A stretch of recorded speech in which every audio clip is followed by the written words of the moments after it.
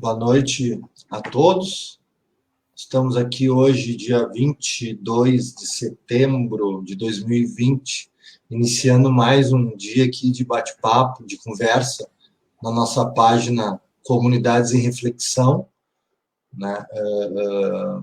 Mais um dia aqui para a gente tratar de um assunto que, digamos assim, é meio vespeiro nas nossas comunidades, é um assunto que é tido muitas vezes como um tabu nas nossas periferias, nas nossas comunidades, mas, ao mesmo tempo, é um tema de extrema importância para as pessoas refletirem na hora de, né, escolher o seu candidato a vereador, candidato a prefeito, né, que é o caso dessa eleição agora em 2020. Estamos aí há uma semana, praticamente, né, dia 27 começa a campanha oficial para vereador e prefeito aqui de Porto Alegre, né? Lá em 15 de novembro nós temos o primeiro turno, então a gente está aí às portas de uma eleição, né?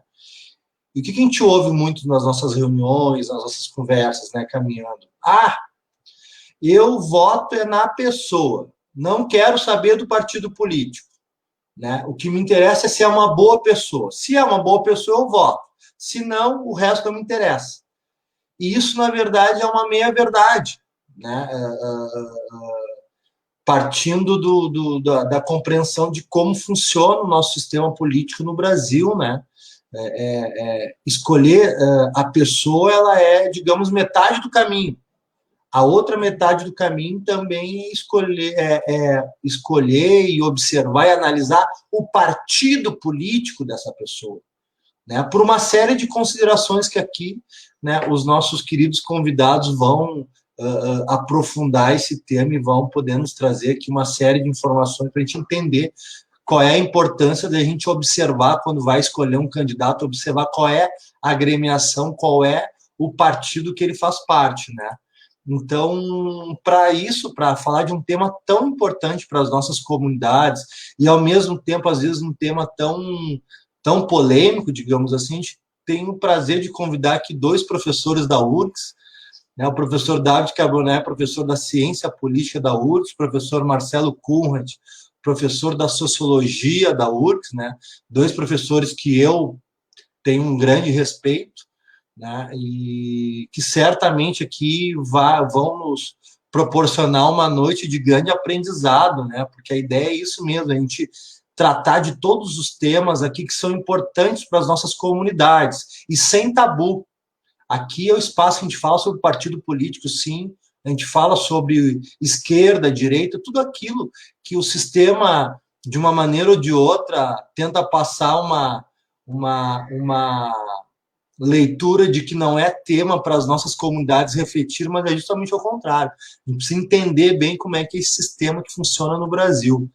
Então, a gente poder estar aqui com dois professores que vão nos trazer aqui grandes contribuições, é muito legal, e certamente vai ser mais um dia aqui de grande aprendizado, né?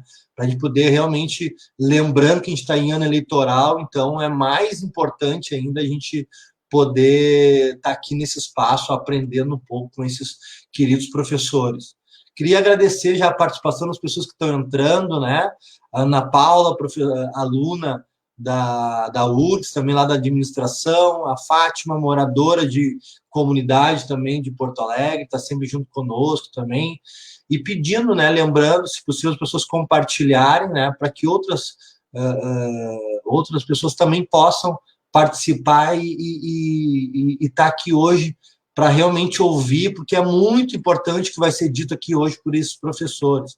É de uma grande importância a gente estar aqui aprendendo um pouco sobre o nosso sistema aqui político, e na hora de eleger o vereador, na hora de eleger o prefeito, né? Então, já vou passar a bola, que já estou me alongando demais aqui, já vou passar a bola para os queridos professores aqui para fazerem as suas falas iniciais aqui, né? E desde já agradecer profundamente, né? Os professores sempre têm as suas agendas lotadas, sempre um monte de coisa para fazer, mas eles prontamente atenderam o nosso pedido aqui da nossa página, então aqui hoje para conversar com a gente um pouquinho. Então, queria dar boa noite a todos, Boa noite, Davi, boa noite, Marcelo. Aí vou passar a bola para vocês, e aí vocês decidem quem começa a falar, e vamos aprender um pouquinho aqui hoje. Obrigado.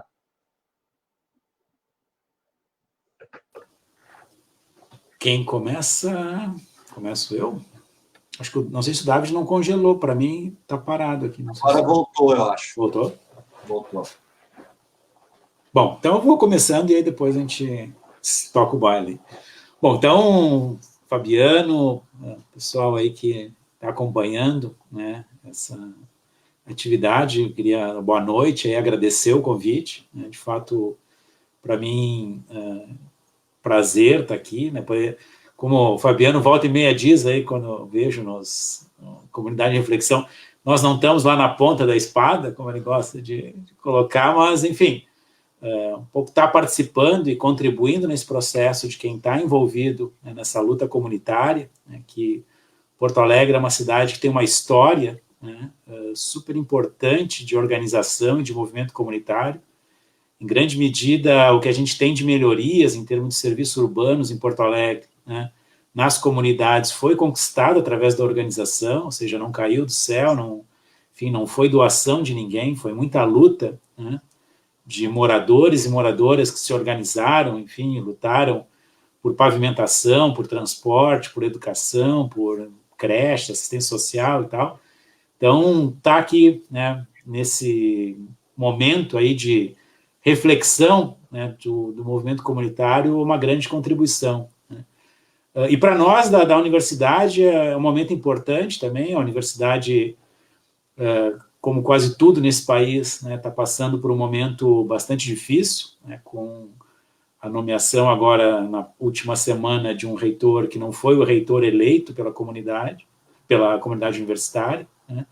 E, enfim, é um momento aí de resistência e de luta, mas, enfim, está junto aí com quem faz essa luta, né, nas comunidades aqui de Porto Alegre, algo que fortalece, né, e a gente vem tentar aí estabelecer essa conversa, né, como diz o Fabiano aí, um pouco para a gente tentar, né, compartilhar um pouco que a gente tem estudado sobre esses temas, e o tema de hoje é a questão dos partidos políticos, mas também aprender aí com essas lideranças, com esse pessoal que está nos movimentos aí, e que tem uma experiência de luta e de organização que, enfim, sabe muita coisa, né?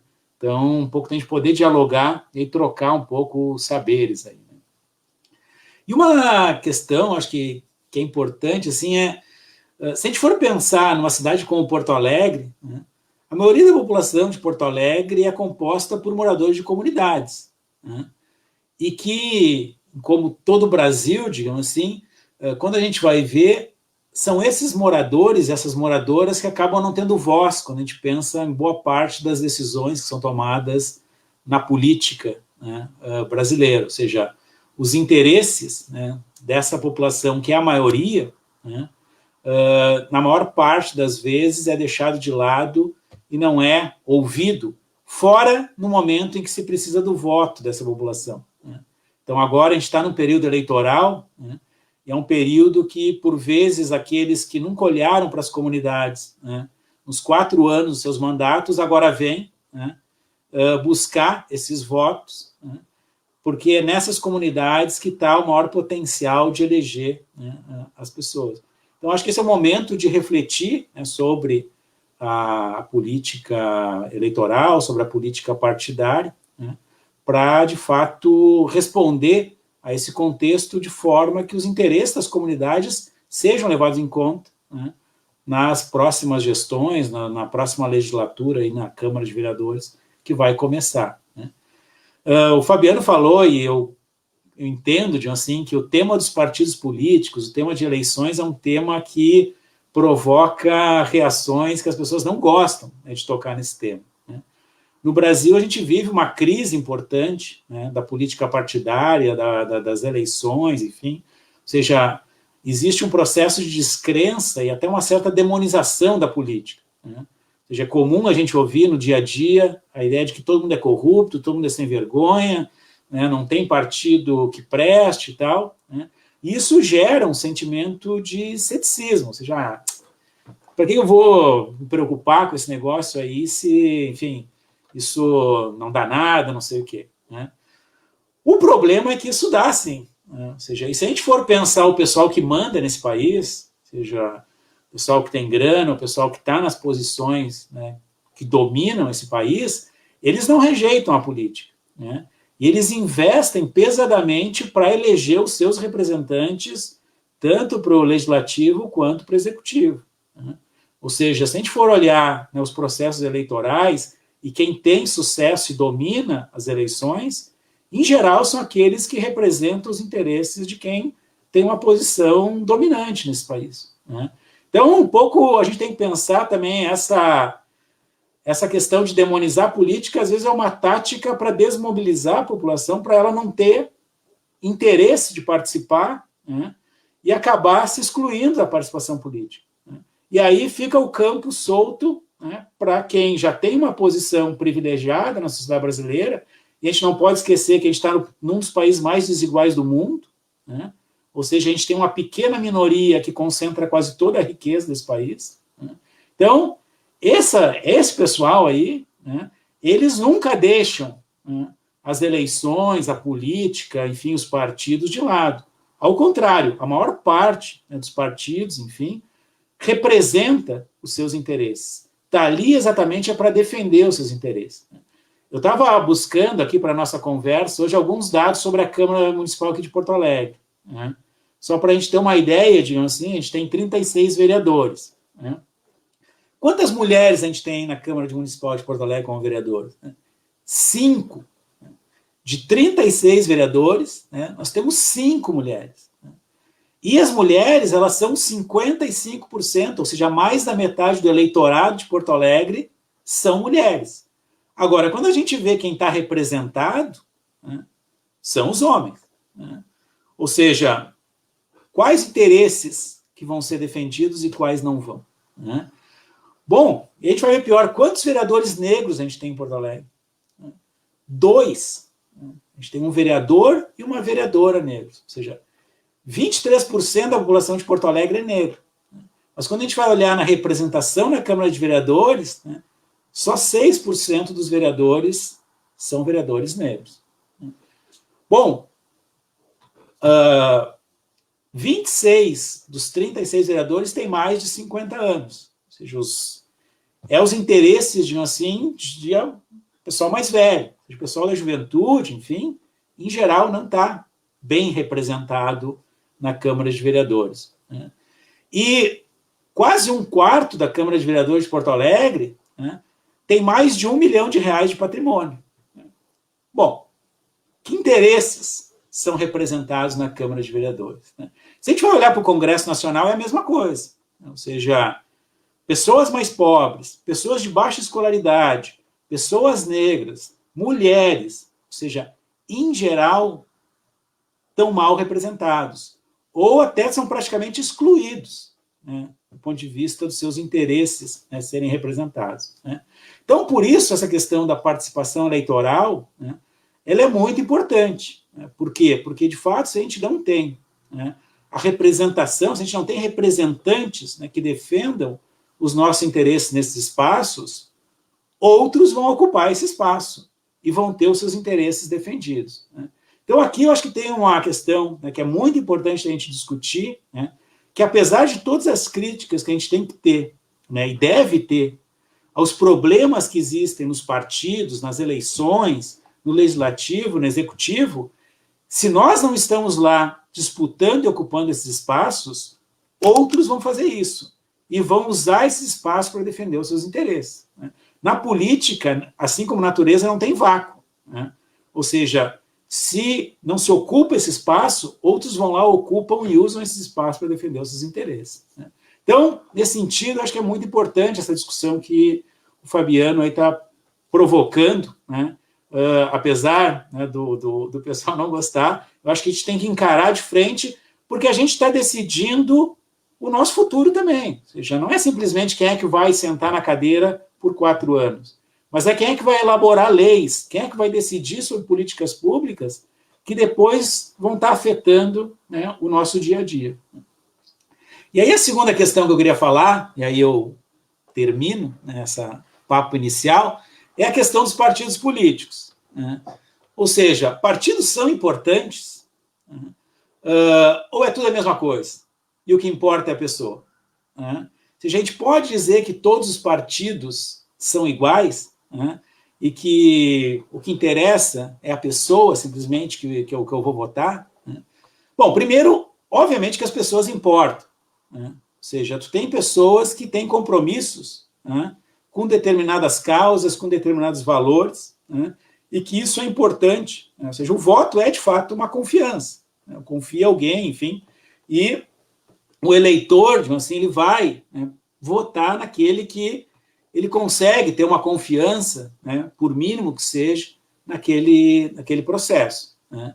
Então, claro que o vereador é importante. Eu acompanhei alguns processos na Câmara de Vereadores aqui de Porto Alegre, né, que tu tinha vereadores, né, eventualmente de partidos que a gente poderia pensar que teriam posições contrárias a algumas causas, mas aquele vereador, pela sua história pessoal, pelo seu envolvimento, por vezes ele tinha posições divergentes, enfim, e apoiava certas causas, né? Agora, apesar das pessoas importarem, apesar de ser importante, né, a gente conhecer as pessoas nas quais a gente está votando, a história delas, os seus compromissos, os seus valores, enfim, o que já fez, né, na sua trajetória, né, os partidos, eles são fundamentais também, né? Ou seja, partidos têm lado, por isso que o nome é partido, não é inteiro.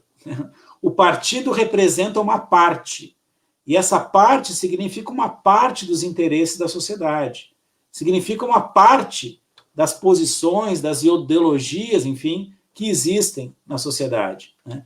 Então, os partidos, né, eles têm posições, eles têm interesses que eles vão defender, né?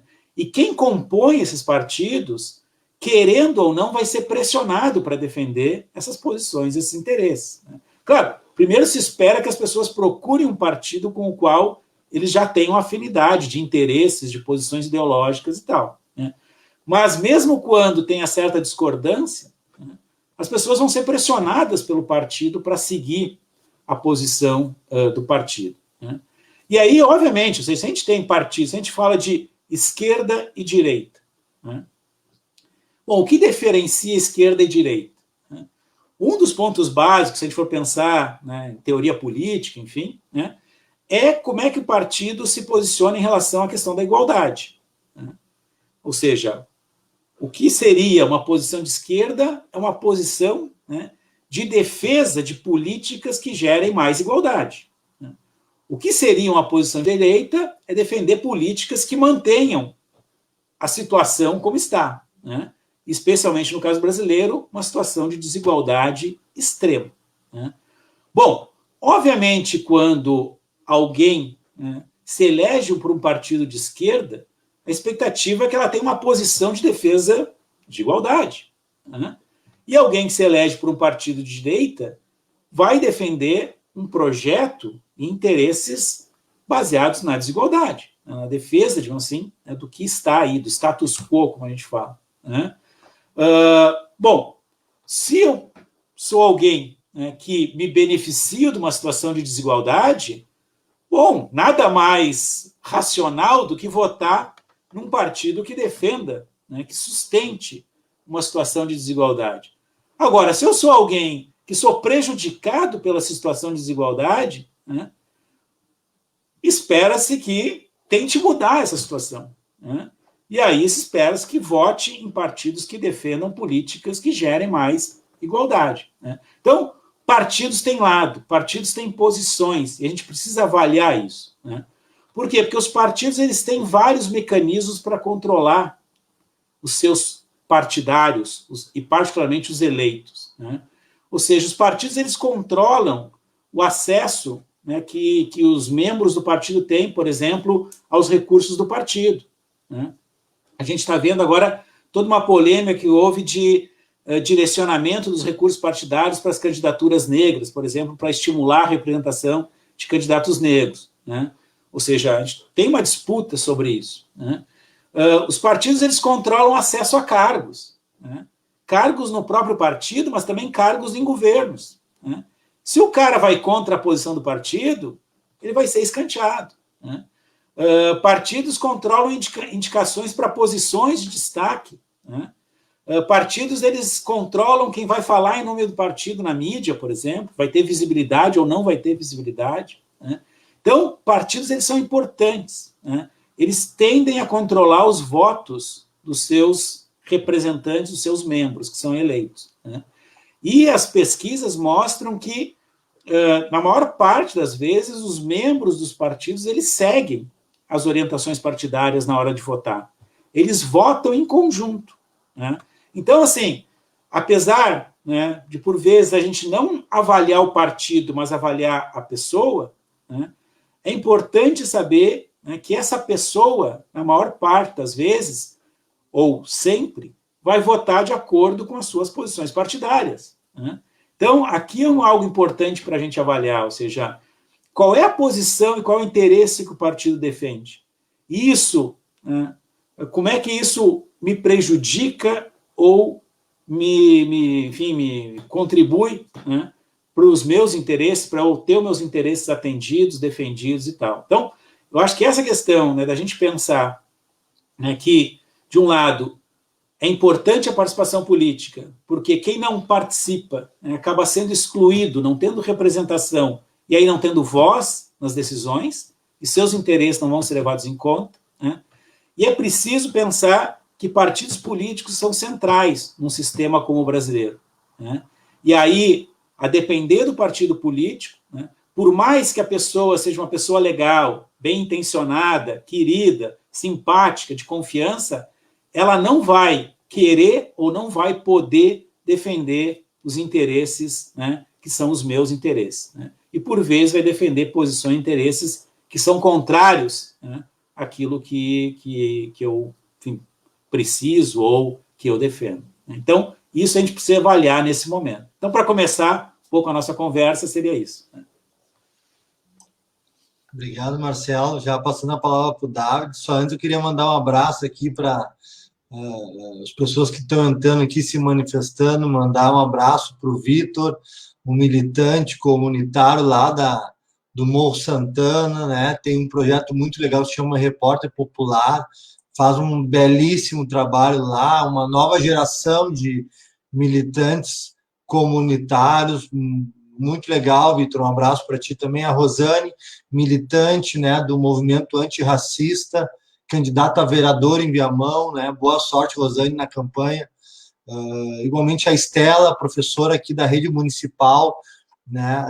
Muito legal, também militante dessa pauta antirracista. Igualmente o Fabiano, né? O militante do esporte, faz um baita de um trabalho em Eldorado do Sul. Mandar um abraço então para todas essas lideranças aí que estão nos acompanhando aqui e acompanhando a fala dos professores aqui nesse debate. David, por favor. Olá, boa noite. Obrigado pelo convite. Um prazer. Um prazer também me escutar o Marcelo. Fiquei anotando as coisas. A importância do debate. Questo è un debate che è fondamentale, insomma, è a base di qualche questão democrática. Fiquei pensando num monte de coisas. A minha experiência é uma experiência mais ligada ao caso italiano. Passei um bom tempo na Itália. Fui um vereador, estava afiliado a um partido em massa, ou seja, com muitos inscritos. E como sociólogo também fui pesquisar as diferentes regiões italianas, o norte mais rico e o sul mais pobre. E também ver como o partido, também o sistema partidário, está organizzato di forma differente no sul da Itália e no norte da Itália. Eu morava na Toscana, que é no centro-norte, onde a Toscana é uma região com uma tradição vermelha, social-democrata. Por um bom tempo governou o Partito Comunista, depois de 89, 90, insomma, si trasformò. E os partidos, insomma, na teoria política, insomma, a minha experiência também brasileira, e também um pouco estudando, insomma, lecionando, é que os partidos são um filtro. seja, não é só uma caixa, é uma organização que pensa as políticas públicas. Funciona como filtro, seleciona os grupos dirigentes, produz ideias, permite a circulação das ideias, valores políticos, são uma bateria social. Agora, como dizer, io passei um bom tempo, antes de Porto Alegre, passei um tempo bem no interior, um bom tempo lá na fronteira com a Argentina, in San Borja, e já me dei conta que, seja no caso italiano que também no caso brasileiro, existem contextos diferentes e subculturas, vamos dizer assim, políticas. Mas, enfim, insomma, também lá entendi que tinha algumas características, como também aqui em Porto Alegre, o sistema partidário. E, insomma, nem sempre os partidos funcionam como sistema de seleção, sistema de produção das ideias, nem sempre são participativos, às vezes são fechados, insomma, depende também do partido e da cultura partidária. Os partidos somos nós, a história somos nós que fazemos a política, nós que fazemos como militantes, se for o caso, também um partido, ou seja, a cultura política é definida por nós, e a função dos partidos é definida por nós. Agora, tudo isso se insere numa questão muito séria, que é a crise das instituições partidárias, a confiança nos partidos. Isto ocorre no mundo todo, ocorre também na Itália, ocorre também no Brasil. Então, e também com novos quase partidos, porque, insomma, a leitura que a gente fazia nos anos 70 e 80 no mundo é bem diferente do sistema mediatizado atual, onde os disparos no WhatsApp podem modificar as porcentagens de voto numa eleição presidencial, onde a cultura política, os valores políticos são definidos pelas redes sociais. Ontem eu assisti a um documentário que está no Netflix, o Social Dilemma, o Dilema Social, ou seja, como os valores políticos são produzidos não mais por parte nossa, por parte das instituições clássicas partidárias, mas por parte de, sei lá, quais atores e na base do quê. Insomma, a questão a questão do voto pessoal ou voto para o partido é uma questão seríssima. Insomma, não sei se consigo resumir a questão em poucos minutos. Mas, enfim,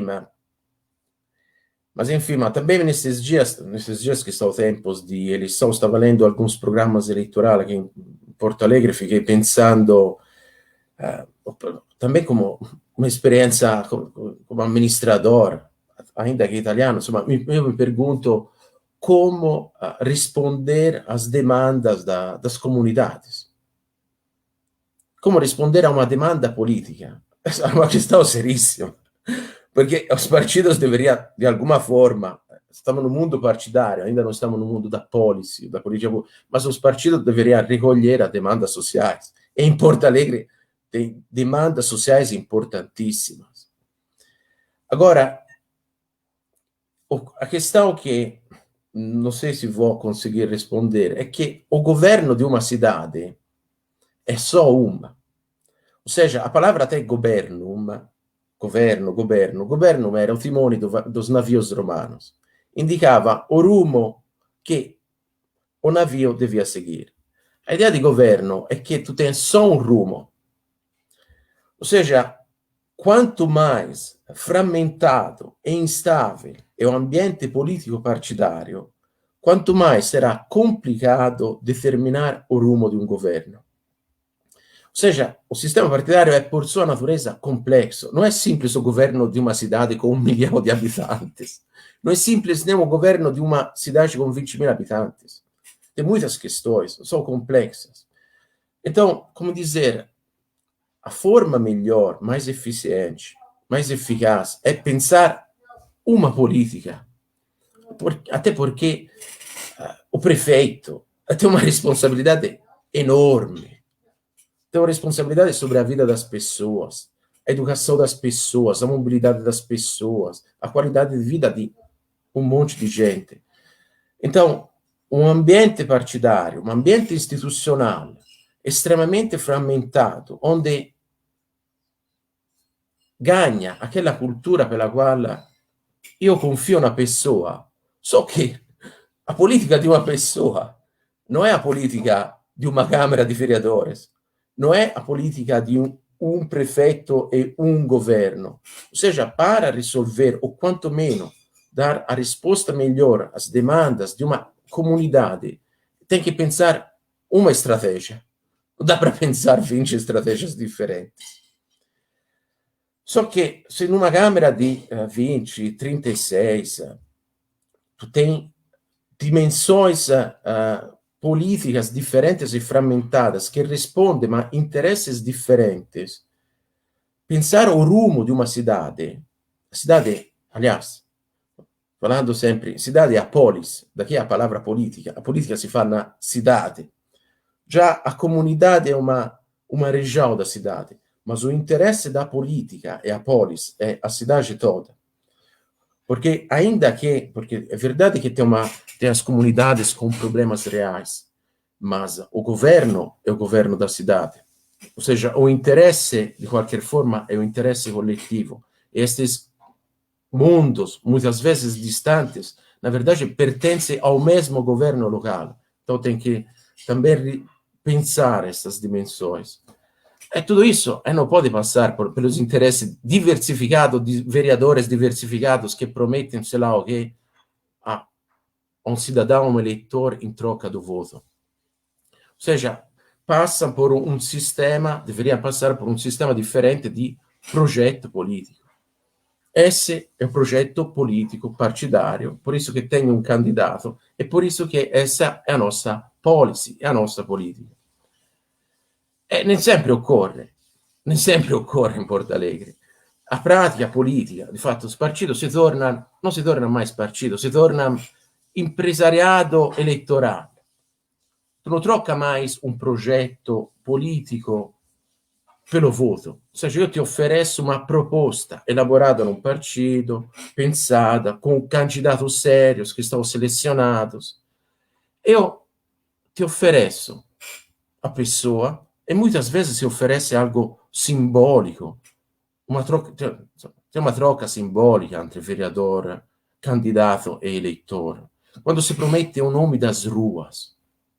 Tem vereadores em Porto Alegre que são vereadores faz 20 anos, cuja principal proposta política é colocar nome nas ruas, que ativam todo um sistema de empresariado eleitoral para pagar com dinheiro público assessores que vão lá na comunidade, conversa com as pessoas, aqui está faltando o nome da rua, chega o vereador, propõe o nome da rua, e assim por diante. Ou seja, se tu perguntar a essas pessoas de que partido é esse vereador, por exemplo, não vou dizer o nome, entre os vários nomes, estou pensando num simpático vereador que eu adoro muito, o vereador Neder, estou pensando no vereador Neder.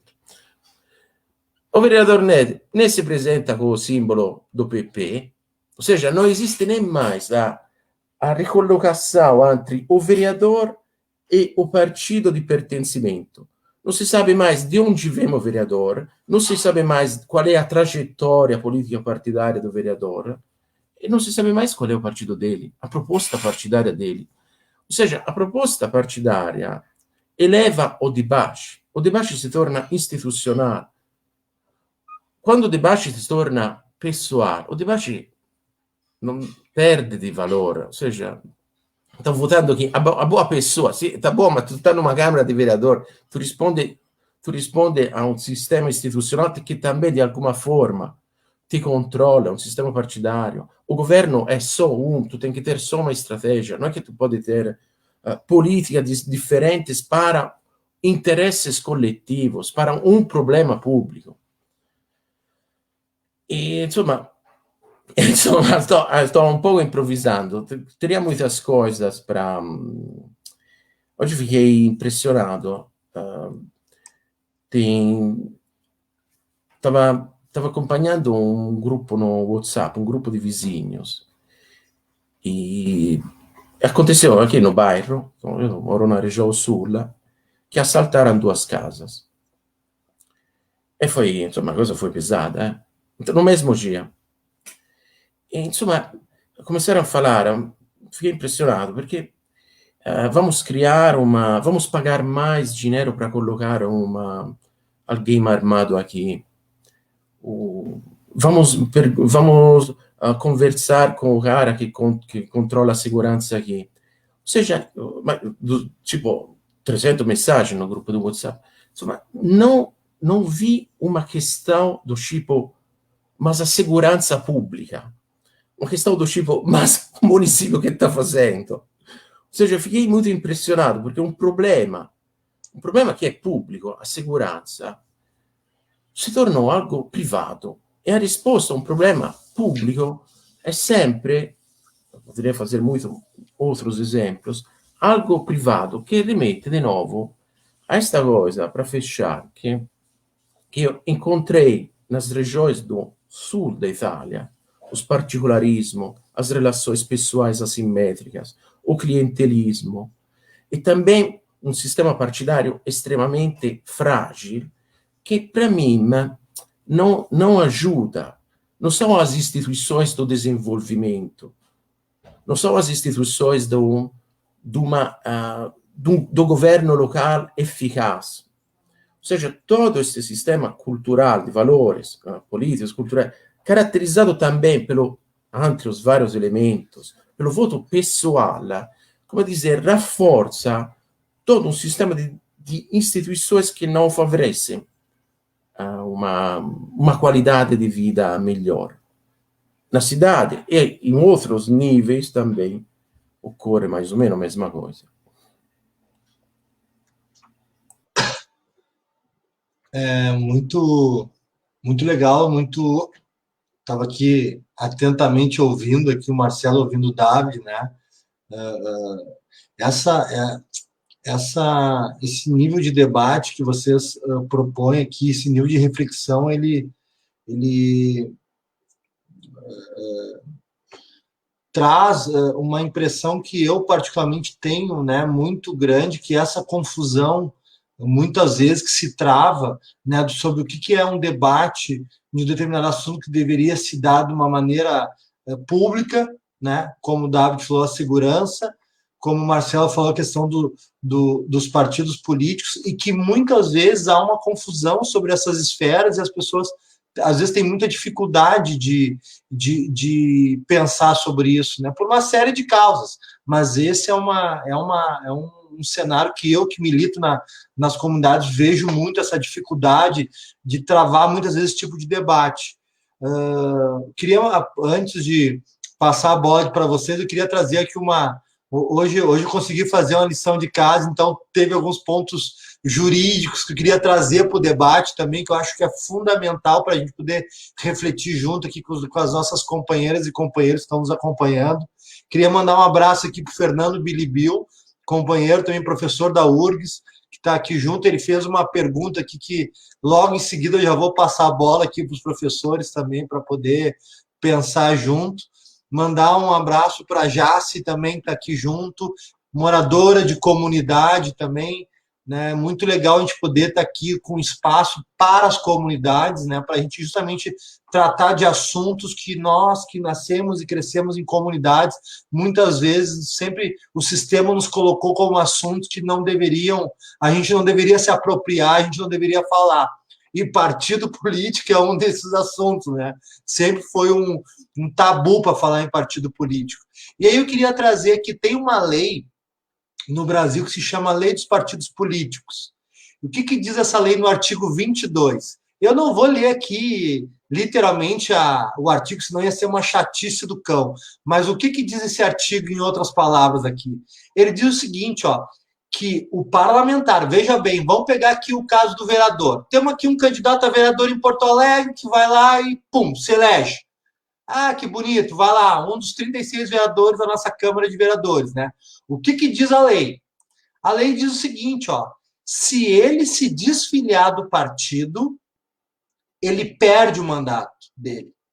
Ou seja, o seu João foi lá e se candidatou, né?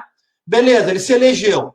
Bom, lá pelas tantas ele teve uma divergência com o seu partido. se ele sair do partido, ele perde esse mandato. Por quê? Porque o entendimento indo muito o que o Marcelo falou ali, bem interessante, é justamente isso, o entendimento da legislação brasileira, assim como dos tribunais, do Poder Judiciário, é que o mandato pertence ao partido, não pertence à pessoa, salvo em alguns casos, por exemplo, que eu vou dizer aqui, por exemplo, para essa pessoa poder sair do partido e não perder o seu mandato, são casos muito específicos. Por exemplo, em casos de chamada justa causa, né, para ele poder sair e levar com ele o mandato. No caso de uma discriminação que ele sofra dentro do partido político, aí ele pode sair do partido e levar o mandato junto, ou um desvio reiterado do programa partidário, porque o que é o programa, né? Todo partido político ele tem um estatuto lá, que é só as regrinhas, bonitinho, e também tem um programa. O que é o programa? O programa é como é que o partido enxerga o seu país ou a sua cidade. Olha, para a saúde, para a educação, para a segurança, eu acho que a gente tem que caminhar por aqui. Isso é o programa de um partido. Bom, o que diz a lei? Olha, se o partido dizer que tem que caminhar por aqui e depois lá dizer para o vereador para ele votar em sentido contrário desse programa do partido, a pessoa pode se sentir violentada pelo partido rasgar o seu próprio programa e daí, a partir daí, sair desse partido e levar o seu mandato. Então, eu queria reiterar o que o Marcelo falou, também é muito fundamental. O que a gente ouve muito, Marcelo e David, nas nossas comunidades? Não, mas isso é um absurdo, o mandato é do parlamentar. Bueno, então eu vou dar um exemplo meu, né? Como diz, uma vez eu ouvi uma expressão de uma amiga minha que eu adorei, Fabiano, a gente conversando sobre posições políticas aqui, ó, quem fica em cima do muro é caco de vidro. E eu adorei essa expressão, nunca mais esqueci. Bom, eu, Fabiano, só voto em partido de esquerda. Eu só voto em partido de esquerda. Por que eu só voto em partido de esquerda? Porque, por exemplo, dificilmente um partido de esquerda votaria numa reforma trabalhista, por exemplo, como foi votada há alguns anos atrás, em 2018, se não me engano, 2016, enfim, não me lembro agora, mais recentemente, né? Ou a reforma previdenciária, que tirou direito dos trabalhadores, tirou direito de quem queria se aposentar. Partidos de esquerda, e aí é só a gente ver as votações, como disse o Marcelo, não votaram a favor. Por quê? Porque há um entendimento desse campo dos partidos políticos que atacar direito de trabalhador não faz parte da sua missão enquanto partido político. Bom, se eu sou eleitor e voto num candidato e ele pisar na bola, o partido vai poder, como disse o Marcelo, dar uma enquadrada nele. Não, companheiro, o negócio é o seguinte, ó, o nosso partido caminha por aqui. Se tu não caminhar por aqui, tu vai...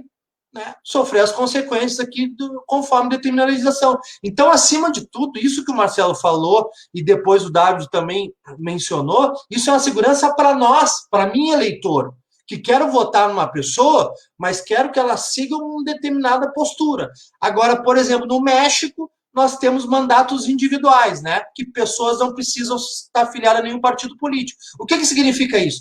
Significa que, se essa pessoa, depois de eleita, ela pode votar o que der na cabeça dela. Ela pode pintar e bordar e não vai ter nenhuma consequência. Se eu voto nessa pessoa confiando que ela vai votar contra uma reforma trabalhista, o que garante que lá não vai votar contra? Se não há nenhum mecanismo de controle. Então, os partidos políticos, eles atuam muitas vezes nesse sentido, né? De poder dizer, olha, os nossos candidatos eles vão caminhar por aqui. Se não caminhar por aqui, eles vão sofrer consequências, como determina a nossa legislação, que dá essa possibilidade para os partidos políticos. Então, daí, trazer essa importância, né, reiterando aqui, o porquê que é importante a gente pensar. E eu queria já passar a bola para vocês. Isso é muito difícil. Essa é uma das coisas mais difíceis de pensar, e não é só nas nossas comunidades, na classe média, né, a gente milita em algumas reuniões também de classe média, há uma dificuldade gigantesca das pessoas entenderem que pessoa e partido são dois pontos que são fundamentais na hora da gente escolher a quem votar.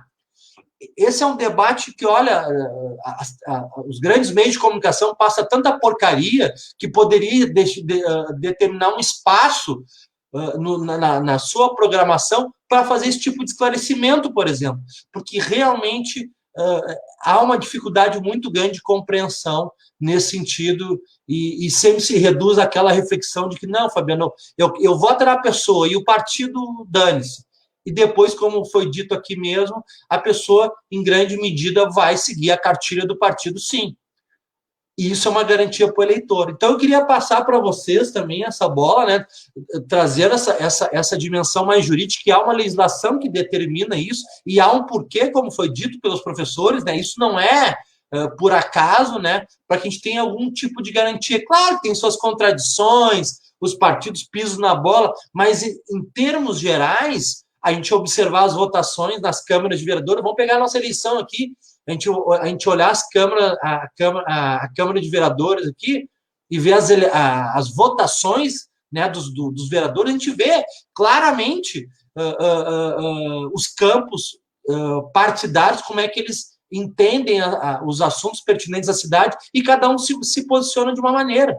Então, isso é importante a gente cada vez mais bater fortemente nas nossas comunidades e isso tem que ser objeto de reflexão nas nossas periferias. Porque senão a gente sempre vai fazer um raciocínio capenga na hora de escolher um candidato.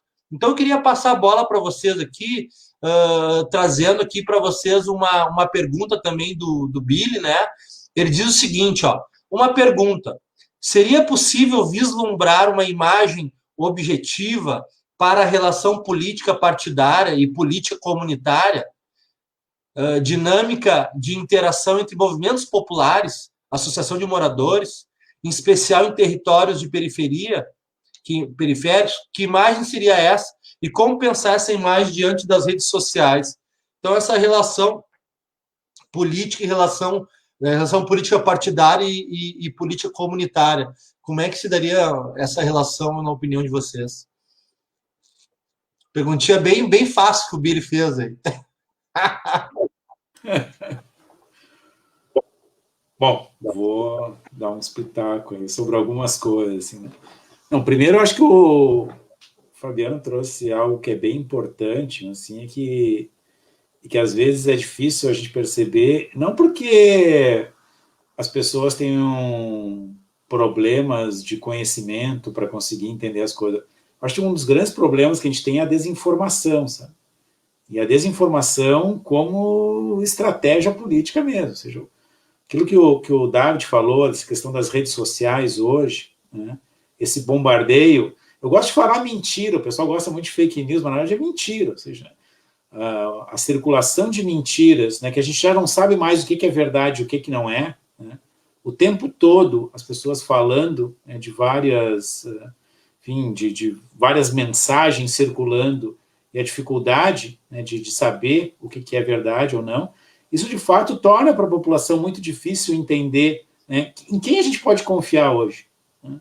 Um dos grandes problemas hoje no Brasil e no mundo é o problema da confiança, ou seja, por quê? Porque a gente ouve o tempo todo, né, chega no WhatsApp, olha no Facebook, vê não sei o quê, denúncia disso, denúncia daquilo, bom, já não sabe mais, né, em quem é possível, né, confiar.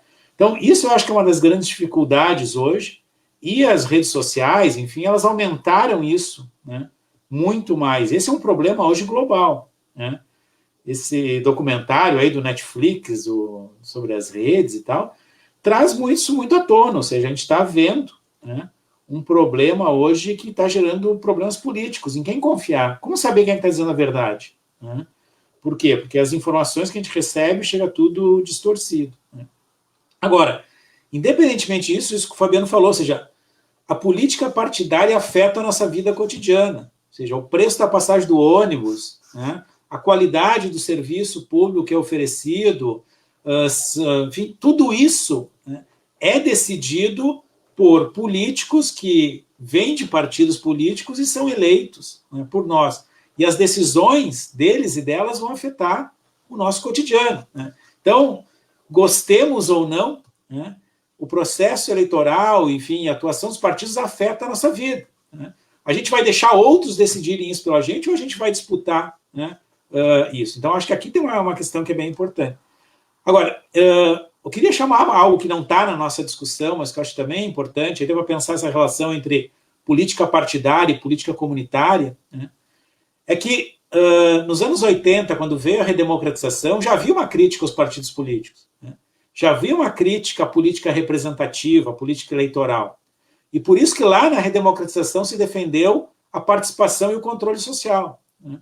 Por isso que começou a ser criado formas também de representação, de participação que não passava pelos partidos políticos, né. Porto Alegre foi uma cidade que teve uma experiência, enfim, que ela acabou, né, circulando pelo mundo inteiro, né, que foi a experiência do orçamento participativo, né. Ou seja, que era exatamente essa ideia de que era importante ter outras vozes, né, que pudessem expressar as demandas e as reivindicações da sociedade, né. O orçamento participativo de Porto Alegre, em grande medida, né, os principais protagonistas eram as comunidades, as lideranças comunitárias, né, que conseguiram, através da participação social, né, a produção de política pública, de obras públicas, de serviços públicos, né, que tiveram um efeito muito importante na melhoria, né, da vida nas comunidades, né.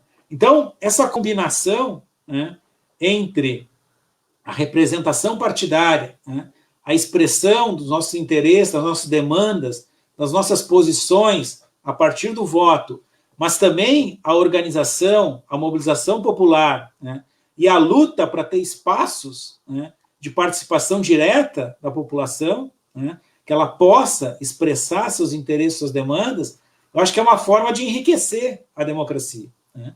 Infelizmente, hoje, né, em Porto Alegre, os espaços de participação, os conselhos municipais, o orçamento participativo, enfim, estão, em grande medida, né, desestruturados, né, perderam grande parte da sua força como espaços através dos quais a população tinha voz e tinha capacidade de incidir nas políticas do governo municipal, né. Eu acho que isso é importante, ou seja, qual é a posição dos partidos políticos sobre a participação social? Eles acham que o cidadão tem capacidade e o direito de participar, ou eles acham que o cidadão só serve para dar o seu voto e depois ficar quieto e deixar os políticos decidirem o que fazer com a cidade, né? Ou seja, isso é uma questão fundamental, né? E é uma questão que tem que ser cobrado, né, dos candidatos, tem que ser cobrado dos partidos, ou seja, eles acham que o seu João, a dona Maria, né, eles são efetivamente cidadãos, né, que têm o direito de decidir o que é prioridade para fazer uma cidade como Porto Alegre. Ou seja, nunca, nenhum governo vai ter recurso para fazer tudo, né? Então, o que ele decide como prioridade? Como ele decide que algo é prioritário, né? O processo do orçamento participativo surgiu muito nesse processo de disputar, foi uma criação que, em grande medida, foi construído pelas lideranças das comunidades, né? Então, esse é um desafio, ou seja, como é que os partidos, né, eles querem excluir a população além do voto, ou eles querem incluir ela como uma população que pode decidir o que a cidade quer, que cidade que a gente quer, né, que políticas a gente quer.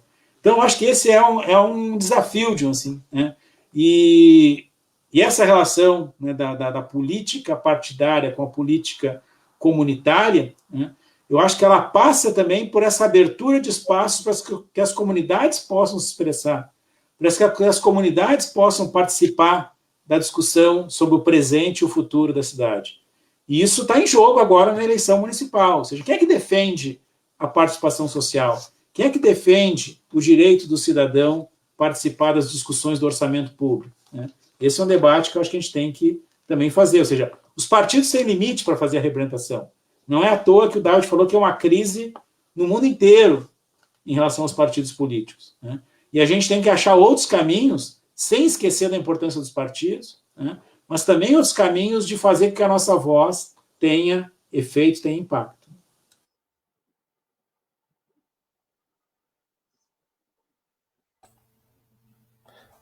Que legal. Vou responder? Sim. É muito interessante, muito interessante. E também a pergunta é fantástica. Ou seja, a pergunta é muito legal essa. Porque o que está por trás está um problema di representação política, social, de um território com o sistema partidário. Então, esse é um problema muito interessante. Agora, a risposta si constrói. Ou seja, eu não tenho uma risposta, mas digo o seguinte. Ou seja, estamos falando di modelos differentes. Ou seja, se tu tem um modelo partidário que risponde também a uma lei eleitoral proporcional, tu tem como output respostas muitos partidos. Se tu tivesse um sistema majoritário ou de alguma forma uma lei eleitoral que reduz o número de partidos, tu teria um outro sistema partidário. Então, o sistema, a relação entre comunidade e partido se estrutura no sistema partidário, no modelo partidário, no modelo politico, no modelo di cidade e também no modelo administrativo. Tipo, sei lá, in alguns municipios na Itália, un problema come esse è risolvido con una subcamera di vereadores por bairro. Questo problema esiste. Na grande metropoli, si chiama municipio. Tipo, na região metropolitana di Roma temos vários municípios, mas na verdade tem uma Câmara de Vereadores e um prefeito só. Ou seja, tem uma riforma amministrativa que foi pensada ao longo do tempo, que funciona em algumas regiões, áreas especiais da Itália, para responder a um problema como esse. Ou seja, como é que representa uma comunidade. Mas, ficando assim o sistema administrativo e o governo local, não sei. Uma solução que para mim é muito frágil são as coordenações do orçamento participativo. Para mim é uma questão muito frágil esta. Porque, tipo, sei lá, muda o prefeito, ma non muda o coordenador da região do orçamento participativo. Então, a coisa, acho que se volta de novo as relações pessoais entre sistema partidário, sistema político, prefeito, os vereadores que são eleitos, sei lá, nas ilhas de Porto Alegre, perché também lá tem, eu fiz um projeto lá tem um vereador que conhece todo mundo, que tem essa relação pessoal, assimétrica, e o coordenador não muda. Pode mudar o prefeito, mas, como dizer, o sistema, as relações se regulam. Então, eu não sei se esse sistema funciona. Então, modelo di cidade também. Qual é o modelo de cidade, a política de cidade, de gestão do território e a relação com o sistema partidário e a relação com o governo local. Ou seja, tudo isso deve se encaixar. Por isso que digo que tem que ser construído. Agora, também os partidos, por exemplo, uns partidos feitos por correntes, porque também é uma coisa que, insomma, também o sistema partidário que defendemos por várias razões, mas também está em crise por causa, às vezes, por causas endógenas. Tem um monte de correntes dentro desses partidos, parecem partidos no partido, insomma, tem também problemas desse tipo. Talvez o partido poderia se organizar para representar a comunidade de alguma forma. Em vez os partidos são organizados por correntes. Também isso, como dizer, risponde também, de novo, a uma lógica não institucional total, mas uma lógica que desce no particular. Mas essa questão é central no debate da administração pública do governo local e do debate político. Deve ser, insomma, devemos responder junto. O sistema partidário tem que responder a uma coisa como essa. Porque se continuar assim, as coisas não fecham. Cada um na sua zona de conforto, chi nas migliori zone di conforto, chi nas piores zone di conforto, e a representação política não se encontra. Então, tem de novo, esta emarginação de algumas regiões, áreas.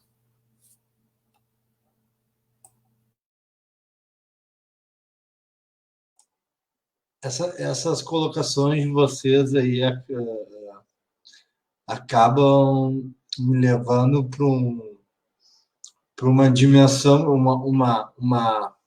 um aspecto de reflexão que muitas vezes, enfim, né, o pessoal aí, principalmente do campo político que eu milito, que é na esquerda, muitas vezes não estão muito dispostos, né, a fazer. Eu acho que isso é fundamental. O que o Marcelo colocou, né, a questão primeiro das aptidões partidárias, a desinformação, né, porque, na verdade, a desinformação, muito mais do que uma incompetência, é um mecanismo de poder, né? É aliás, um grande mecanismo para justamente manter o debate político naquela camada da sociedade que, historicamente, deu as cartas desse país, né? Então, a gente trazer, né, para o território da periferia, para o chão das comunidades, esse tipo de debate é muito legal e possibilita que a gente possa avançar, sim, e pensar junto, né, alternativas, né, políticas de participação, né. O OAP realmente foi um marco na história de Porto Alegre, tanto que colocou Porto Alegre no mapa do mundo, né. Porto Alegre, do ponto de vista histórico, a gente pode dizer que Porto Alegre era uma antes do AP e outra depois do AP, né? Agora, em que medida, de fato, né, há uma intenção de participação popular por parte de quem está ocupando os espaços de poder, né? Eu sempre digo que mais importante, às vezes, né, o chamado campo progressista se preocupa muito com políticas para as comunidades. Aí, quando eu tenho a oportunidade de falar com alguns, né, amigos, aí eu sempre digo, olha, mais importante do que pensar política para as comunidades é pensar políticas com as comunidades, né? E isso é uma diferença aí muito grande, muito grande. Mas, às vezes, às vezes, muita gente às vezes não quer largar o osso, né? Então, acaba ficando, às vezes, uma contradição entre o que se espera que seja e o que de fato é. Então, eu acho que esse é um debate que a gente tem que travar mesmo, porque, se por um lado a gente tem que entender o papel fundamental que tem os partidos políticos, na mesma medida também significa apontar muitas vezes também as suas contradições, né? E principalmente naqueles momentos em que a disputa eleitoral é colocada, como está agora em Porto Alegre, né? Então, é uma coisa que a gente sempre conversa nas reuniões, né, nos territórios, né, e eu sempre gosto de deixar registrado aqui meu profundo respeito às pessoas que votaram nas nossas comunidades no atual presidente da República, né. É outra coisa que muitas vezes, né, companheiros aí não concordam muito, mas enfim, faz parte, né, da nossa luta aí. Mas em relação às nossas comunidades, é fundamental entender, né, o momento que a gente está vivendo e que essas pessoas entendem e entenderam naquele momento que o Jair Bolsonaro, por mais que eu ache um boçal, um estúpido, e aqui reiterando as palavras da nossa querida atleta do vôlei, fora Bolsonaro, mas eu tenho que entender também o que levou as pessoas a votarem nele, né? E o mínimo que eu tenho que fazer é respeitar e sentar e conversar com elas. Essa é uma posição que eu jamais abro mão nas nossas caminhadas nos territórios, né?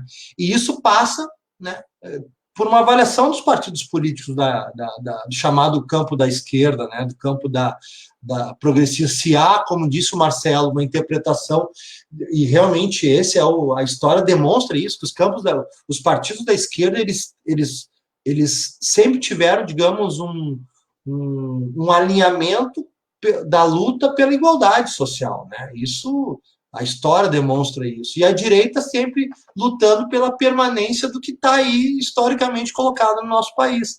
Então, mas ao mesmo tempo tem que se fazer uma reflexão também profunda, construtiva, né? Nada a ver com o que os meios de comunicação querem, aquele papo como é que eles adoram lá falar, tal da...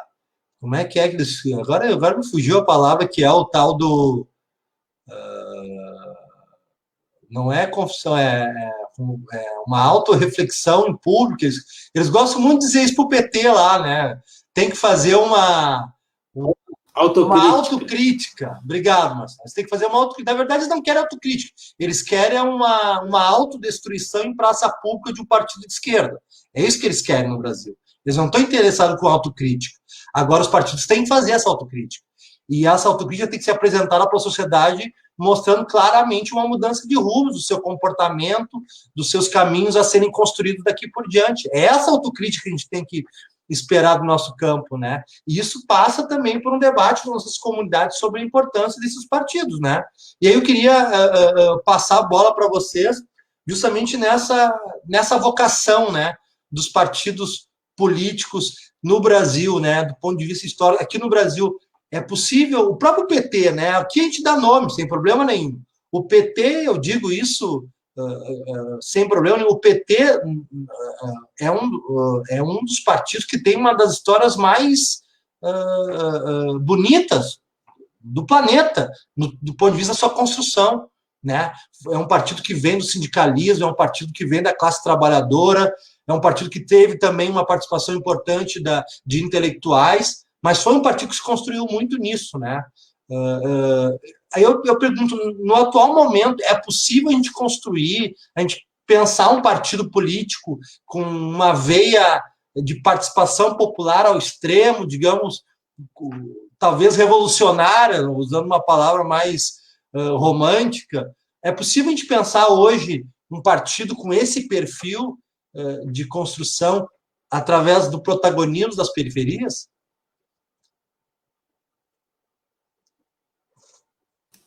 Começo? Vamos lá, então. Não vamos perder tempo. Não, acho que assim, algo que a gente precisa pensar, assim, pensando em termos do contexto brasileiro, né? Ou seja, pelo menos de 2013 para cá, mas particularmente de 2016 para cá, né? De fato, a gente tem uma desestruturação do sistema político brasileiro, né? E não é à toa, né, que o Bolsonaro, que é um outsider, claro, sempre foi um político profissional, né, por décadas, mas que sempre foi alguém meio periférico, assim, conseguiu ocupar essa posição porque se desestruturou, né, a forma como estava organizado o jogo político no Brasil. Ou seja, se a gente pegar ali desde o início dos anos 90, ele se estruturou na disputa PT e PSDB. Né? E, em grande medida, o processo do impeachment não só fragilizou o PT, como fragilizou muito mais ainda o PSDB, curiosamente. Né? Ou seja, isso desestruturou aquilo que estruturava a política partidária brasileira e mais ou menos organizava as disputas. Né? Então, a gente está num momento, digamos assim, de reestruturação, né, da política partidária no Brasil, né? Que é um momento muito difícil, como a gente está vendo aí. Ou seja, tu construir, reestruturar o sistema político é um processo de longo prazo. Né? Ou seja, tu construir um partido é um processo longo, é um partido que, de fato, não seja só como falou o David, um pouco uma empresa política, né? Ou seja, que está interessado em ganhar cargos e, a partir dos cargos, fazer negócios, né? Mas a gente perguntar em partidos que, de fato, têm programas, têm propostas, representam interesse e tal, é algo longo. Né? A grande questão aí que a gente está pensando, que eu acho que tu colocaste assim, né, nesse momento do campo da esquerda, assim, é que a grande novidade do PT ali no final dos anos 70, início dos anos 80, é um partido de esquerda com base popular, de massa. Tradicionalmente, os partidos de esquerda no Brasil não têm base popular de massa. Né? O PT tinha, e por uma questão muito particular, né? Que é o pessoal igrejeiro, né? Que era o pessoal das comunidades de base, que era o pessoal, enfim, que estava inserido nas periferias, que vinha, né, daqueles trabalhos de SEBs, daqueles trabalhos, enfim, de pastorais sociais e tal, né? Que, em grande medida, né, construíram essa base popular, digamos assim, do PT. Né? Bom, por vários motivos, tu teve um afastamento. Né? Então, sei lá, a dificuldade, né, é como construir, digamos assim, uma base social popular, né? O PT, em grande parte, perdeu. Ainda é o partido que mais tem inserção, né, popular. Se tu pegar, por exemplo, os mapas de votação do Freixo no Rio de Janeiro, né, o Freixo tem seu voto concentrado na Zona Sul, na classe média, né, e o Crivella na periferia, né? Ou seja, é um paradoxo. O Freixo, o PSOL, né? Então, assim, esse é um desafio de. Só que aí eu acho que tem um problema, enfim, eu acho que tem uma discussão que daria mais um programa, mas eu acho que tem vários problemas aí que tem a ver, enfim, da configuração política brasileira, mas também tem a ver com a própria esquerda no Brasil, que às vezes é bastante elitista, que às vezes, enfim, eu acho que tem uma série de erros na leitura, né, da realidade social, e, enfim, aí é uma questão para a gente talvez fazer uma outra discussão. Mas esse é um momento de reconstrução política, ou seja, a gente não está mais naquilo que a gente teve nos anos 90, 2000, 2010. Isso, em grande medida, ficou para trás, né? E agora é o momento de ter criatividade política para criar, né, aquilo que a atual conjuntura demanda e possibilita, né? Eu acho que é isso que a gente está vivendo hoje, né? Que é um momento de recriação, que está se recriando as formas de organização social, de organização popular e tal. A pandemia colocou um desafio para as comunidades, né? Ou seja, numa sociedade tão desigual como a nossa, a pandemia radicalizou essa questão da desigualdade, seja, as pessoas estão passando fome, né? As pessoas estão encontrando dificuldades para se manter, enfim, com desemprego, com a dificuldade de trabalhar e tal. Então, esse é um desafio que a gente vai ter que reconstruir, né, um pouco a política brasileira e tal, depois de tudo esse processo que a gente ainda está passando, né? Mas eu acho que tu colocaste uma questão fundamental, ou seja, não é simplesmente ficar pensando numa volta ao passado, entende? Dificilmente na história a gente tem voltas ao que era. Tem gente que ainda pensa que, não, em 2022 as coisas vão voltar, né? Isso acabou. Ou seja, a gente está num outro momento, né? E eu acho que é preciso recriar aí a política, né? Uma política adequada a esse outro momento. Inclusive as brigas na esquerda, né? Acho que ela precisava aprender um pouco mais que a gente está num outro momento. Antes de passar para o David, só queria mandar um abraço aqui, David, se tu me permite, lá para a Norma, na liderança da Loma do Pinheiro também, uma militante ferrenha, guerreira, está sempre nas lutas aí pela educação, né, pela água na Lomba, que é um problema também seríssimo. Mandar um abraço para a Letícia também, uma companheira militante, né, faz parte do coletivo Mães da Periferia, lá do Morro Santana também, já esteve aqui conosco também, outra guerreira. Mandar um abraço para o Michael também, liderança da Grande Cruzeiro, está sempre aí conosco, isso aí manja muito das redes sociais aí, né? Então, um abraço também para todas essas lideranças aí que estão nos acompanhando. Desculpa, David, pode, a palavra é tua, companheiro. No, te agradeço. Também eu mando um abraço, porque eu acompanho sempre esse programa e conheço um pouco o pessoal que participa. E não, fiquei pensando, é bem interessante o que o Marcelo estava dizendo. E para mim, tem que pensar as reformas. Ou seja, tem que pensar a uma reforma do welfare, uma reforma fiscal. Para mim tem que pensar uma reforma política, a reforma da educação. Para mim um sistema de ensino, o mesmo modelo. Quando falo em reforma, penso em reorganizar os modelos que é a base da política de ensino superior. A reforma fiscal quer dizer, sei lá, tem que aumentar os impostos diretos e reduzir os impostos indiretos. E a reforma eleitoral, e um marco legal do meio ambiente, um marco legal da mídia, também o sistema institucional do presidencialismo de coalizão. Eu não sei avaliar direito, mas para mim não funcionou. Ou seja, como è che si attiva o campo politico partidario? E si attiva con un conjunto di riforma séria. Uma coisa que me deixou muito abalado foi este voto pelo perdão da dívida das igrejas. Ou seja, para mim era, insomma, ver que também partidos que, ao longo da história, como dizer, questionaram um pouco, ou apoiaram, como dizer, do lado da laicidade, insomma, apoiar esta dívida, o perdão da dívida me deixou meio perplexo. Insomma, tem que pensar tem que ter um debate sério.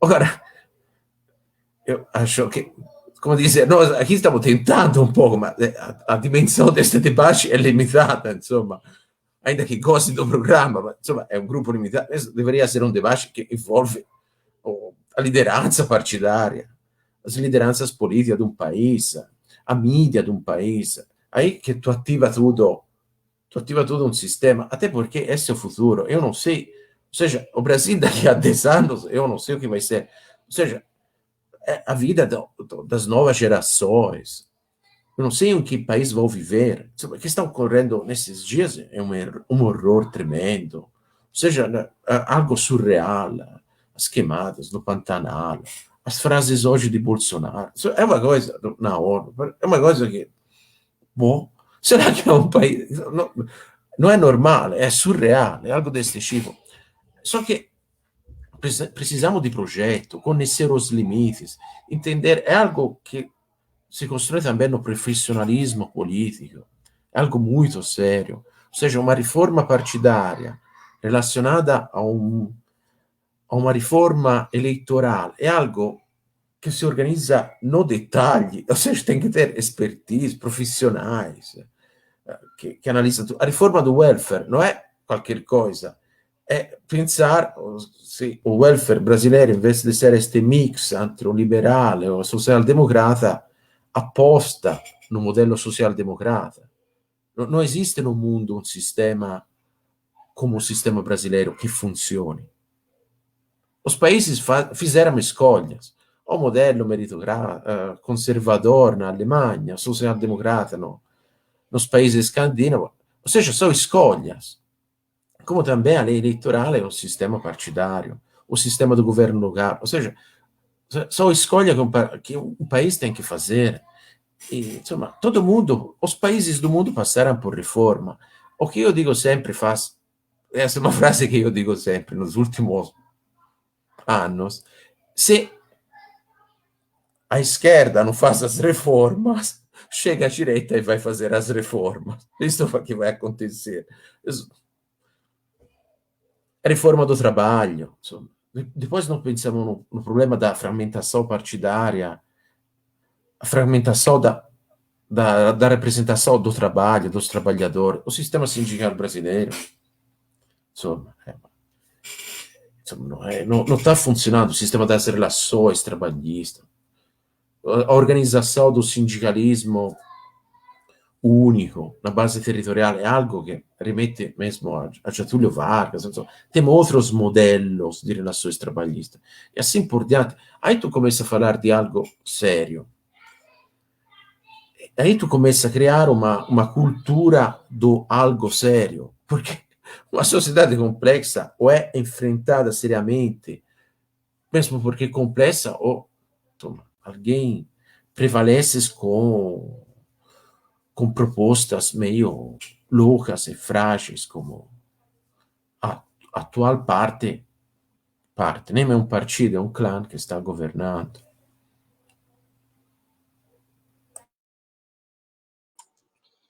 Bem interessante. O Billy fez mais uma pergunta ali, uma pergunta bem simples, tá? Ele diz o seguinte: Marcelo, essa análise do surgimento do PT ligado a comunidades eclesiásticas de base pode ser direcionado à presença atual das igrejas pentecostais hoje?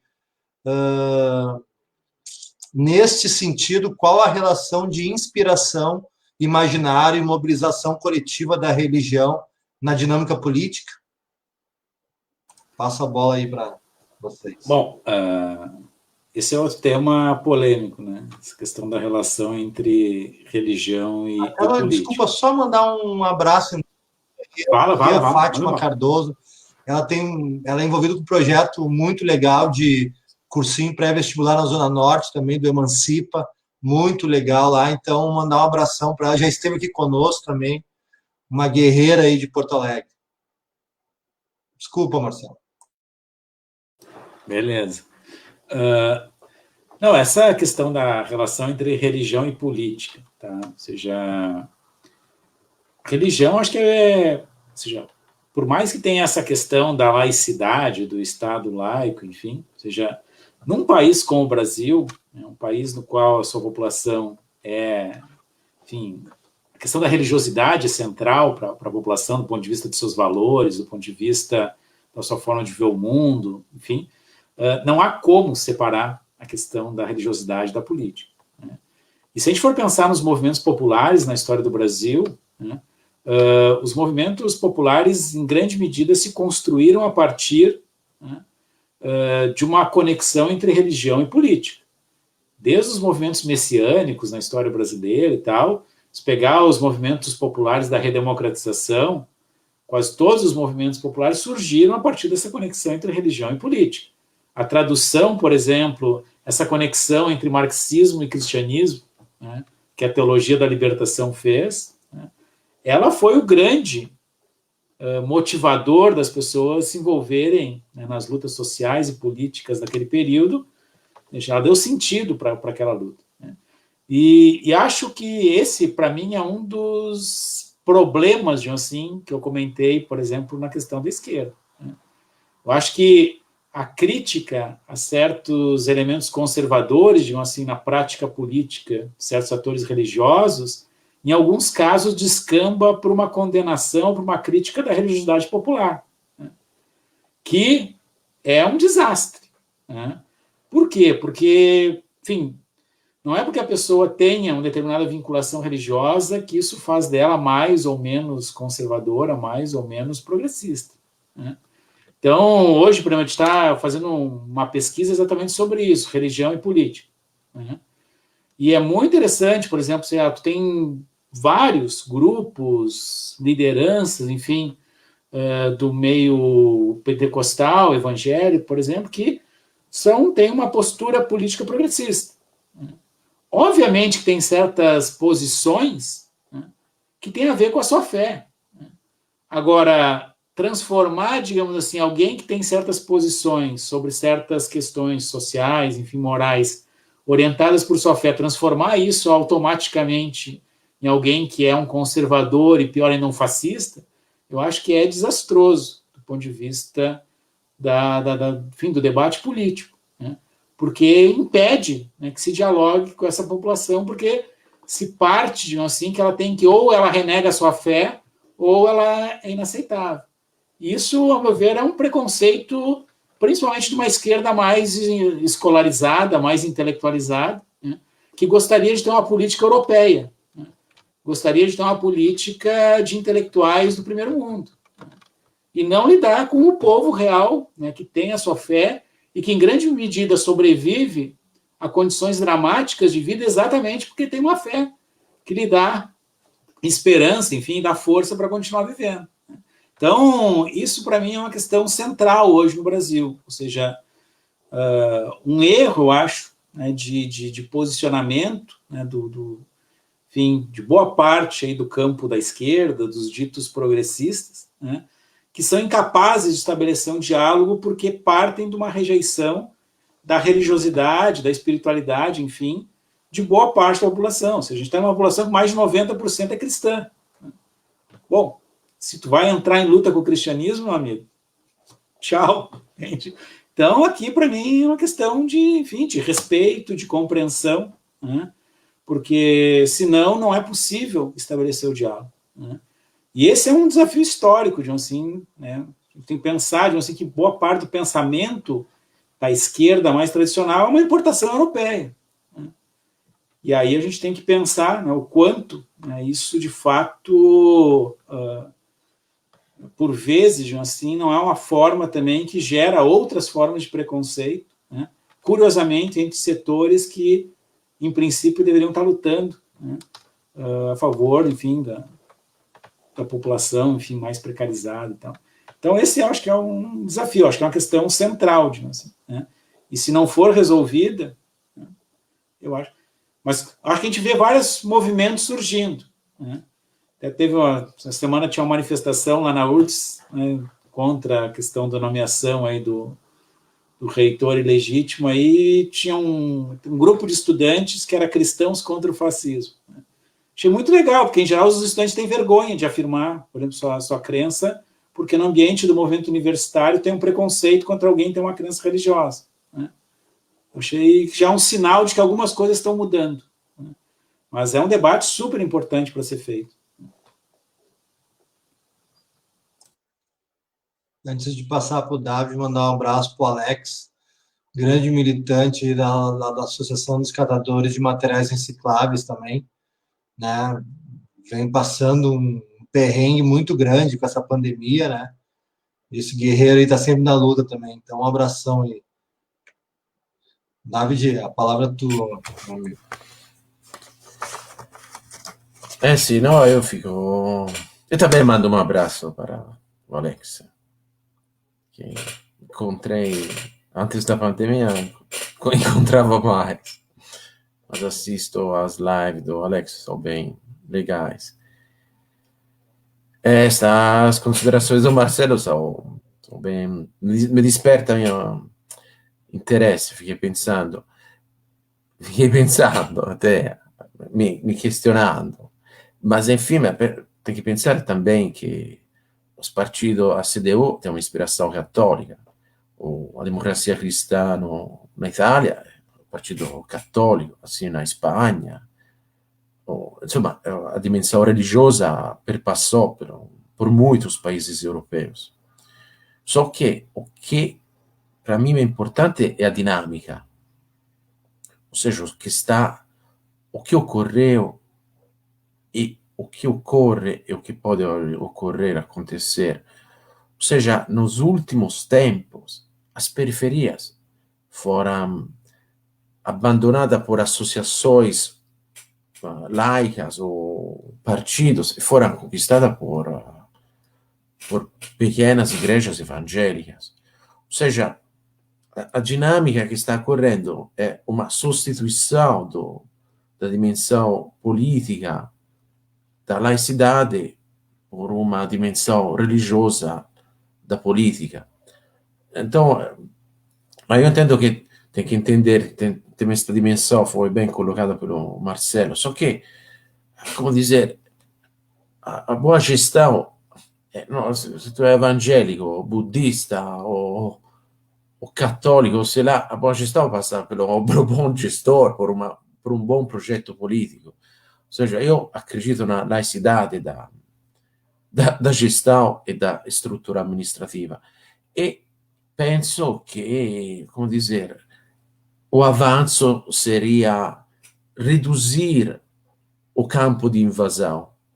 Porque eu não vou na igreja evangélica a falar Deus não existe.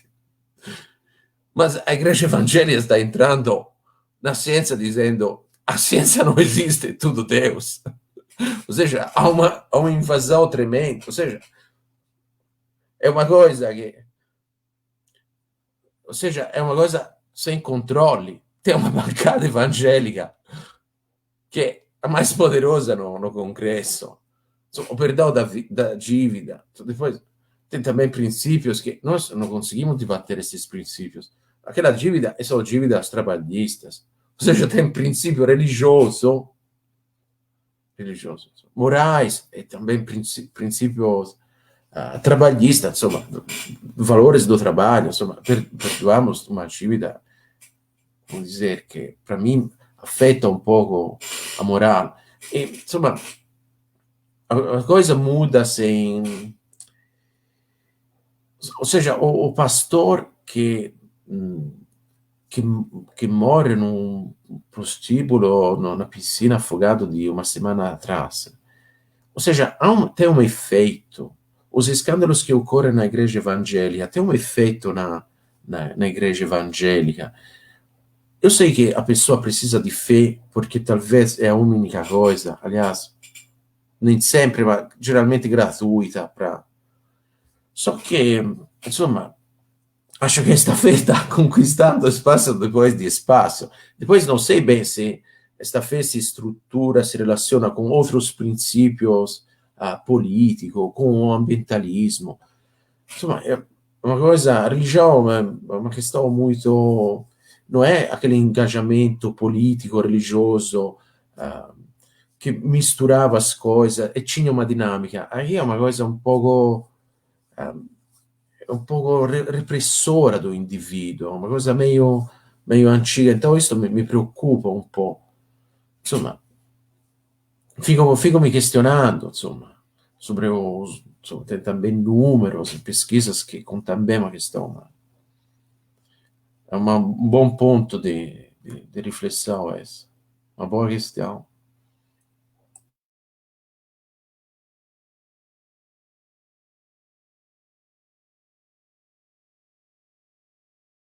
Microfone está desligado, Fabiano. Olha aí, ó, viu? Valeu, obrigado.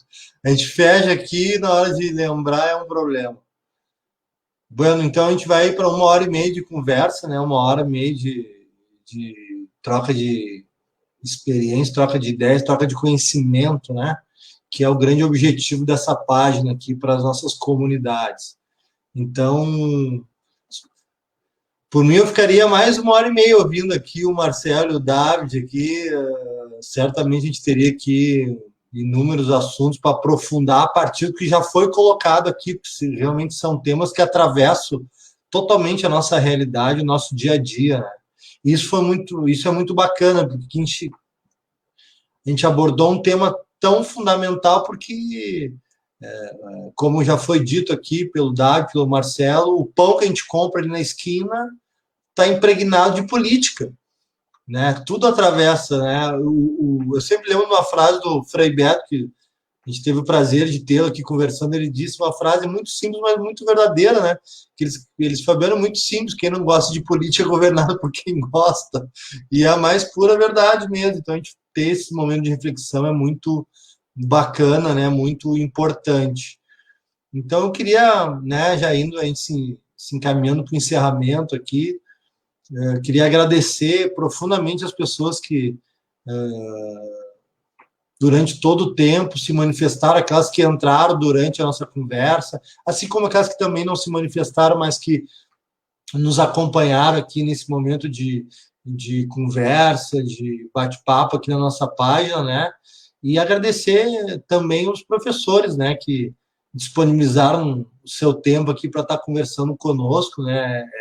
É muito importante também a gente poder cada vez mais, né, estar próximo da universidade pública, uma entidade que a gente tem um respeito muito grande. Eu tenho um respeito muito grande pela URGS, né? Sou aluno da URGS e realmente está passando por um momento muito delicado da sua história, né?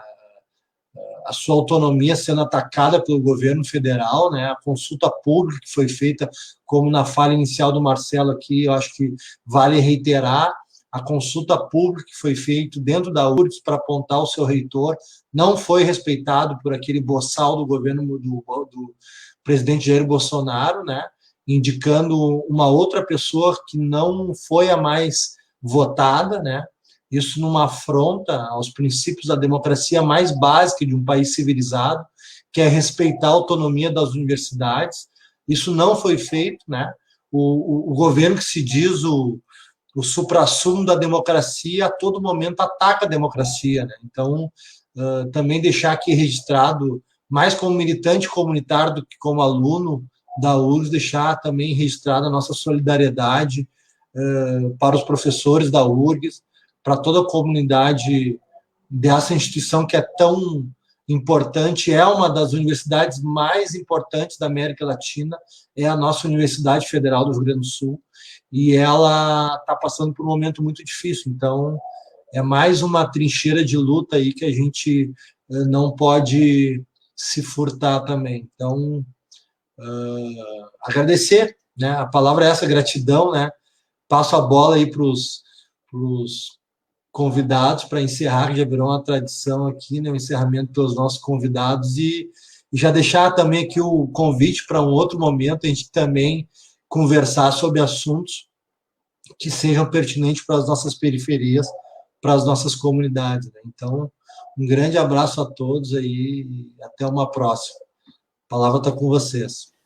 Bom, bem rapidinho, então, queria agradecer aí, Fabiano, pela oportunidade, agradecer aí quem acompanhou, enfim, essa discussão e, de novo, cara, reforçar a importância aí desse espaço aí de discussão, de debate, enfim, né?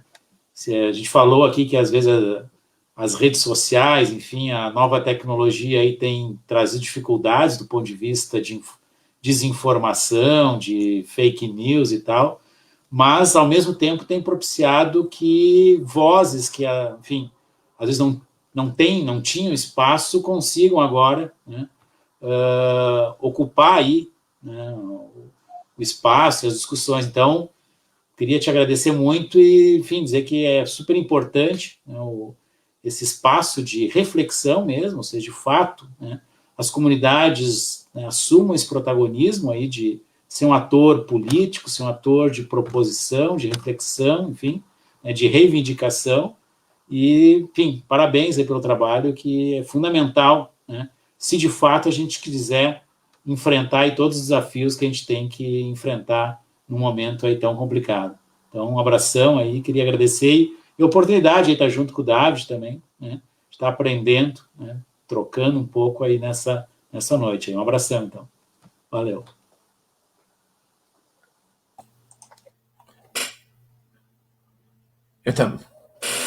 Eu não sou bom nos rituais, mas enfim, é muito legal, eu agradeço. Foi muito divertido, interessante. Dá para sentir o mundo real, seja nesse programa, insomma, é bem interessante. Esta coisa das comunidades, que é o mundo mais sincero, a meu ver. Então, quer dizer, desejo a todos uma boa noite. Eu tenho um podcast também. Se alguém quer acompanhar o meu podcast no Spotify, vou fazer propaganda, né? Dale. Sì, no Spotify tem um podcast, é só colocar Sociologia do Trabalho.